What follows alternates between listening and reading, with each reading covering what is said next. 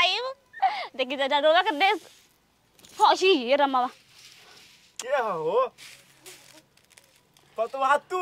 ई बुढ़ा खन जान तरी गड्डी में ई कर नियत खराब है चला साइकिलिया में बुझाता कि जमघट लाग गइल बा ई महाला के लइका बाड़ा स पूरा या बाटी बाड़ा स ई देखो साला धूर गंदा बताव अब हम पोछी नहीं साइकिलिया के साला पोछत पोछत टाइमो बीत जे हने कामो पर जाए के बा हई बुझाता हई देखो अरे दादा रे हई ब्रेकबो नहीं खे लागत कहां बाड़ू हो अरे बोल दे बुझाला कि सुनाइबे ना करेला ई मेहरारू बिया के या बाटी बिया कहां बाड़ू हो का हजी बुझाइबे ना करला सुनाला कि ना तारा द झोरवा हम जाई ये ना बोले कर रहे चिल्ला तनी कबे से लेके आते हैं चिल्लाई ना ये खाली में तारा सुनाइए ना देवेला काम के हने लेट होता है ले झोरा हेतना लेट कर दे के बुझाता कि कमा छोड़बू का हमार ओही यार मरो का हमें काम छोड़ता नहीं तब का हई साइकिल बुझाता कि अब साइकिल कबो दी हमत हई हमार दहेज में साइकिल मिलल बुझाता कि जोंग लाग गेल भाई साइकिल ना ना ना हमें के साइकिल सब के बांटते मानी गांव का लड़का वाला सब के दा भौजी से साइकिल या दा भैया दे दे त हम कने लेके चल जासन तई दुआर खुला करके रखब दुआर खुला काहे के करके रखतरू रोरा छूट देले बानी हमार बचलत एको ले घर में आवे ना देती तीन के ना आवे देती घर में हां हई देखो बुझाता अच्छा ठीक बा हम जातनी काम पर जातनी काम पे हां कोनी न जी बोला दशहरा होता जान नवरात्र चढ़ जी तब पूजा पाठ करे लगब हम तो ठीक बा पूजा पाठ करी हो तो रुपया लेके आ जाए दो हमरा के रुपया लिए तब ना एबार पैसा मिले न रखे हां एबार कहले बदेवे के त एबार न जी मुर्गा लेके आई मुर्गा खइबू हां मुर्गा मन करता है ठीक है बा लेके आइम जरूर लेके आइम तारा खातिर हां जा जा हम जातनी काम पर ठीक बा लेके पाका आई मेरा भुलवा मत ही हमारा के काचा जन कमेवे हम ना करनी पाका एकदम लेके आइम सड़क देना मालिक ले रुपया मांगम ए मालिक रुपया दी हमरा के घर में काम बा तनी मेहरारू मुर्गा खाए खातिर मांगती है ठीक बा जाई लेके आई जल्दी तक से करा है आई ठीक बा तनी केवाड़ी बंद कर दिया चली चल संग चल तनी बंद कर देबो जे ठीक बा आई आ साइकिल बनवा लेब हां पैसा मिली त अही घर दुआर बाहर के चिकन करे में ना माटी घर बा एक तो कहतन कि प्लास्टर करवा दीजिए बनवा दीजिए त नहीं खा सुनती हूं अही ये रामा भाई कितना धूर उन बढ़ जाता के सब कहत ई मरद से हम परेशान हो जाए कमाला तन की से एकदम कही ना कि नीमन नौकरी पकड़ लीजिए तैना बता भाई के कुल खिलाऊ ना मैं फेंक दिया सब लइका और ये अत कर रखेला सन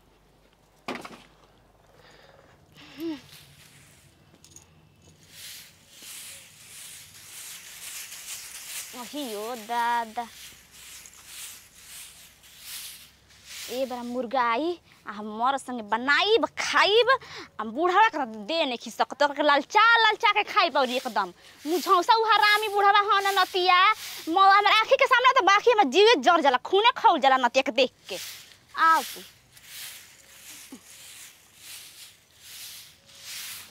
के बर दे बनाता हूं कियो आ गनिका जी रौरे के इंतजार करत रहनी एकदम से कि कब हमरा कब रो आइब कब मुर्गा बनाइब कब खाइब देखि जा रोगा के देश हसी ये रमावा के हो पतवा तू ई बुढ़ा खन जान तरी गड्डी में ई कर नियत खराब है नियत खराब बेटे हम मर से जाए को है मेरा हमरा इज्जत लूट दे दादा अरे सुना जाए गांव वाला अपने लबू का नासे के बेटा तक सुन छोड़ रे अरे बुढ़ा तो बुढ़िया मत करे अरे हो करे जब मैं तन करबे तू कोई संगे देखो तारू की कहानी की चश्मा मंगवा दो नरक में जाइबे तू नरक में जान लिए बुढ़ा उ जान जाइए कहानी की चश्मा मंगवा दो अंधारा हम जननी की साला फेंकवे के लइका घर में चोरी करता ये बक का करनी त ना सुनाइले त कनो बाहर बारे हां मारे का चाहता रु इज्जत लेबू इज्जत ना ले हमर इज्जत हम चश्मा की ना नहीं खे तब बस बेटा आज जाके कह हमरा कहले रे देखो तार घुचपुचा तखिया मारो फट जा भड़क जा उलट जा पलट जा तू भगवान उठा ले रे दादा अरे चुप रहो जब आग भड़ा के तो कुजा घाट में धरा जेबू फिर उल्टा अरे चा सुन अपन सुन पहले पता छोड़ देता हार सुन तन चश्मा कह दर लइका से मंगावे के साला चश्मा लेके आवता 10 रुपया में का भइल बनू मोतिया बिन के शिकायत आ गेल बा अब तो घुस जा घर में नातिक बेटा घुस बुढ़िया मर गल नातिक दिमाग सठिया गइल बा जा आँख ठीक रही तो मैंने एक दिन पैखाना में जाके सुतती साला घर जान के पैखाना में सुत के रही चल ही द्वार पर हो साला कहाँ बारू हो? ये बड़ा मुर्गा ले आइल बड़ी ये बड़ा मजा से बनाई बनवाई में दम आ खाई में दम लेग पीस कहाँ बारू हो? बुझाइला सुनाइबे ना करेला। हैला मुर्गा बनाबो कहले रहलू ना लेके आवे के लेग पीस लेके आइल बनी एकदम मसाला में भुजी हो एकदम तरी हो एकदम दोनों आदमी खींचल जी आ बाबूजी के घंटा थमा देवल जाई। जब मुर्गा न हैया ई का कौन भेल? बाबूजी कदे लेके दे दा उहे खाई बुढ़वा मारी तरी अरे धन हमार का भइल बतैबू का भइल आखिर? का भइल ना त बड़े तार बाप छिनार घटिया का बड़ा गन गाड़ी दे कर लाज शरम ना लागत दादा, लगे ई का कहती बाबूजी के हमार आखिर का भइल बतैबू? काहे हल्ला करतो रू जाना तो बाबूजी के हमर तनी कम लौकेला हमर बाबू ऐसे ना कर सकेला। अरे गहनी तो का नाथा शरम में भेज द बुढ़वा ओ जे रही ओ जे मारी सारी गलिया खिया से पिए से ओकरा के त नाथा के रखे घर में सुना बात पहले हमर बाबू ओमे के ना हव नाही ना हवन त कैसे कर देलो हम अरे ना लौकल होई कर देलो अरे बाबा के पास ले बाके मेरे के पास ले तू कब हो पछ लेम लेकिन गलती ऐसे ना कल हम कल बाबा ने गलती कोई ना दे बाबा गलती करते वो कब हम बाबा निमन बा मेरा रुआ कत निमन करे तो कभी गलती बिया अच्छा बाबा तू हमेशा चश्मा रहे चश्मा ना पहनले रहलन का चश्मा काला किन के दे दे तो करे के अच्छा काला दे दे जाई अब की बाजारे जाई त लेके आ जी मुंह करे के चश्मा तो हम लोग दुनिया बाप के खा ना दे बोला पकावे जो मत तब कर दे हम नहीं हो जाए घर जे अपन हां सुनो एगो बात बात सुन ले पहले आया त यही सत पर रहम न त बाबूजी दरुआ कर रहिए न त हम ही रहब उनकर के अभी कोई पुलिस वाले कर नहीं करब हम कर भाई बाबू हमर ऐसा ना हवन तू ना मन तब बाबू के पछले छोटा रह द अरे मुर्गा ले बन बना दो बाबू ना वैसे कर सकेला रह द 112 नंबर अरे रह द झूठिया के हमर बाबूजी एगो तो बूढ़ बाड़न जेल में खटवाई बू हां दारोगा जी हमारी इज्जत के रह द छोड़ दे जाय द जल्दी आई जाए कौन का नाम तारो नाम का तारो आई हो दादा हमर नामो भुलाइल भी अभी तक 3 साल शादी कइले हो गेले तोरा अभी तक हमर नामे में नहीं जाना तू अब मौत का मुंह से नाम ना निकल तो बोल नाम का तार तू नहीं जाना था हमार नाम हाय घुर फेंकन के घर आ जा जी हमर नाम धरे खराब नाम लई से हम नाम धरत रहनी तू हमर नाम धके काहे पुकारती रे ना पुकारब ऐसा नाम कर बता पुकारब हम का ए जी अरे पुलिस जी अरे छोड़ दे चुप अरे इटा उठा कपड़े खोल दे तुरंत हम जान जा हां अरे धन हमर बनाव बाबू ऐसे ना कर सके आवा बड़ी अत्याचार होता है जल्दी घरे आ जा जा घरे आ जा हम इज्जत के नीलाम करत हो दोनों बाप बेटा मिलके बाबू के ना लौकेला कहली कही तारा के आवता अब तर बाबू जई हन ये हम ही रहले तू ही रह तू ही रहबा हम कुछ नहीं जेल जानत में भेज बिका रही आ नहीं भेजब हो आई हो दादा अरे हवलदार किस किस गांव में घुमा देता है जी इंस्पेक्टर छेदी राम के इलाके में कौन ऐसा जरूरत किया है कि लड़की को छेड़ रहा है बताओ कौन बाप साला पतो ही के साला लड़का ना रहे न तो साला मत दे के दर्द निकल गेल ही बेरा आओ इस बुढ़े से पूछते हैं अरे बुढ़ऊ कौन है बे है कौन है दरोगा का सब ऐसे बोलेगा जी अरे प्रणाम सर प्रणाम सर का बात देखा नहीं जाता पहले अरे आँख बुढ़ारी में आँख काम नहीं कर रहा है सर क्या बात है इसी गांव का है ना रे हाँ क्या बात है बैठिए चल बैठ क्या ये बात बताओ। है? हाँ कि यहाँ पर घूर फेंकना है घर कौन है खुद फेंके ना हाँ क्या बात है क्या बात है हाँ अरे साला वो उसने अपने बेबी के ऊपर ध्यान नहीं दे रहा है उसका बुढ़ऊ बाप उसको उसके वाइफ को बहुत परेशान कर रहा है इस सारा पतो अरे ही इधर बुझाता का मुंह कर रहा है इधर बोलो अरे सर इधर आपको कौन विदा कर दिया है इधर कौन विदा कर ले उसको वाइफ फोन की थी वाह, चलिए बता सर सब इसका घर किधर है ए ने केहू के घर नहीं खेगो खाली हमारे घर बा एगो वो हम अकेले ना आगे ना पागल है क्या जी आगे ना थना पीछे पे कहाँ है मेरा गांव का रहता घुर फेंकन का नाम नहीं जानता जी नहीं जानते है तो क्या कहे सर मैंने जो करना है कर लीजिए बुढ़ापा में यही बाकी था ली मार लीजिए कुछ पता नहीं है अच्छा ना हम लोग चलते हैं ठीक है चलो चलो आई रो अरे प्रणाम सर प्रणाम हाँ, सर रुक जा, कौन है जी रुक जा, तुम लोग अरे हम इन लोग फोन कर बोले रहनी है जी तुम ही हां क्या हुआ था वहाँ बुढ़ा कहाँ है बुढ़ा तक भाग रहा उधर ए बुढ़ा है ना ये बुढ़वा है हां ये ना बुढ़वा हुआ हूं अबे इसका ये तो बोल रहे कि हम घुर फेंकन का जानते मैं तो पिट फोड़ दी पिटास फोड़ दी बुढ़ा क्या के बोला थी कि हम घुर फेंकन को नहीं जानते हैं हम इन लोग से तलाक देख ली रहा और बाप हम इन लोग से तलाक ले लिया है हमको कुछ ये मत कहाँ बोला कि नहीं जानते हैं जी तो क्या कहे तो बुढ़ा इसको क्यों छेड़ रहा था जी बुढ़ा राउत अच्छा ये बताए छेड़न तो राव राख फूट जाओ दोनों आ हे दादा मारी अरे गलती हो गई अरे गलती बाबू बाबू पहले अरे सर अरे मारी मारी मारी इनको मारी बाप का सोच कर है पिताजी ना लौकल ना लोकल है ना लौकल माफ कर दीजिए इसका कहीं नहीं बनवाता है जी तू बनवा देंगे अब बनवा देंगे सर बाल को पछला बाल को पछला जी बूढ़ा आदमी हो गया है सुनिए ना तुमको सब नहीं आती है पतों के साथ ऐसे खेला करने में जी हमारे आँख में मोतियाबिंद का शिकायत है हम समझे कि साला बुढ़िया मुँह हुई आ गई आंगना में ओकरे सड़िया पहन ली है नुई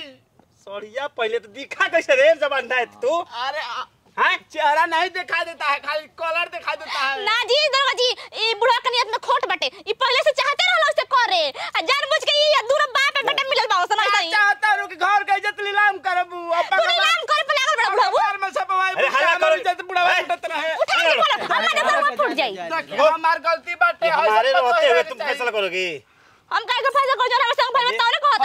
आई पतो रहे के चाहिए जकर रही पतो का करी जाके पतों के साथ तुम खेला करेगा सर गलती हो गई आप क्या करिएगा माफ कर दीजिए एफआईआर दर्ज करा रही हो जी हां कराई हम ए इसको पकड़ो ले मान चलो ना तारो ले चलो इसको। तारो गलता है बैठ ले घूम डालो चलो चलो ले जाई जी पुलिस जी ले जाई छोड़ दीजिए देखिए जाए ना हमारे बुढ़ा बाबू। को ए नाती है मैंने तो गलती का छोड़ की रख जी हैं? छोड़ दीजिए ना क्या है कि बुढ़ापा में छेदी नाम के इलाके में तुमको शर्म नहीं आया डर नहीं लगा जी जी हैं ठीक अरे बुढ़ापा में क्या है ठीक चलो जी चलो का ले जाई दोनों कोण के ले जाई दोनों कोण के ले जाई तुम शांत रहो देखा तनी ये करे देश में हमार दोस्त नहीं के दोस्त उसका है तो तू गलती कहाँ किया हम गलती आज के बाद ना करम कान दौड़ता नहीं मैं चश्मा हमर बनवा दी को के तू इसका चश्मा काहे नहीं बनवा रहा है जी कैसा बेटा है गए जी? थे मार्केट में लाने कैसा के लिए बेटा है? गए थे कैसा बेटा है? बुढ़ारी में हाथ तुड़िएगा का सर छोड़वाइएगा ए, हाथ छोड़ो जी एक बार ना हम माफ करते हैं किसी को भी अच्छा ना दोबारा ऐसा गलती हुआ ना तो कहना कर देंगे पीछे से खानदान में क्या गलती नहीं करले हमर छोड़ा के चलो उठ बैठ कर अभी यहाँ पे हां उठ बैठ कर तो ये बुढ़ारी में गलती हो जाएगी बुढ़ाई अरे उठ बैठ कर बाबूजी जाए शर्म आ रहा है गलती करने में सब नहीं आता है अकेला में सब कुछ कर देंगे करो इसको उठ बैठ कर लग रहा है कि आप ही दरोगा है हवलदार होकर दरोगा वाला बात बोल रहा है हमारा पद भी नहीं है ओए पद है कि नहीं है सुनिए सर देखिए अब गलती हो गया आए तेरे हेड पीछे हटा तू पीछे हटा और पीछे हटा पीछे ना लाके तो पैदा भइला कोखी तू ही में तो चश्मा ना लगैला कहां चश्मा लगा दू कटा बेचो तो चश्मा लगा ले सर छोड़ ना दीजिए काहे के बेइज्जती करा देन पता कहाँ धरता है कि अभी करेगा नाटक जी नाटक करेगा चल के अंदर उठ बैठ कर का हो का चाहते तो बोल रहे थे कि घूर देंगे धर के लठी दू कट्ठा लिख दे तो सर के नावे हां ये दादा मैं हमर नाम लिख दूसरा का आज दूसरा बुढ़ा रखा ले तब दूसरा का नाम करी तक ना उठा बैठी करावे के ना करो का ना तो जेल में जा दू कट्ठा लिख दे मोनी जा चला चली साहब जेल में चलता नहीं चल ये नाम मन तो दू कट्ठा लिख दे मोन दूसरे के अब का करब दोनों जन घंटा हिला तार मोबाइल के मेरा रुआ के लिखी इतना फालतू बोलेगा रे का करे बुढ़ापा में खाना नहीं मिलेगा तो क्या फालतू ना बोले तो खाना भूख लगेगा तो जाएगा कमर पकड़ने आज झूठ बोलती है साहब राउर क्रिया सर हम झूठ नहीं बोलत